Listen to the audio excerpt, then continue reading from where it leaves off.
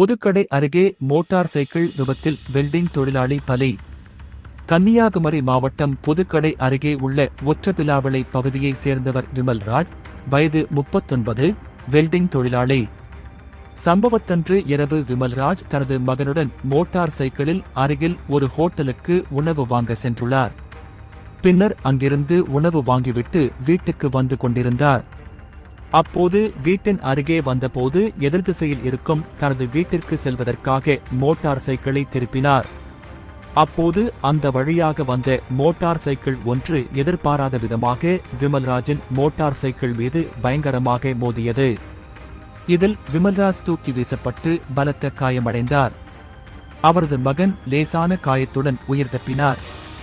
உடனே அக்கம் பக்கத்தினர் விமல்ராஜை மீட்டு திருவனந்தபுரத்தில் உள்ள ஒரு தனியார் மருத்துவமனையில் சிகிச்சைக்காக சேர்த்தனர். அங்கு அவருக்கு தீவிர சிகிச்சை அளிக்கப்பட்டு வந்த நிலையில் சிகிச்சை பலனின்றி நேற்று மதியம் விமல்ராஜ் பரிதாபமாக இறந்தார். பின்னர் இதுகுறித்து புதுக்கடை போலீஸ் நிலையத்தில் புகார் அளிக்கப்பட்டது.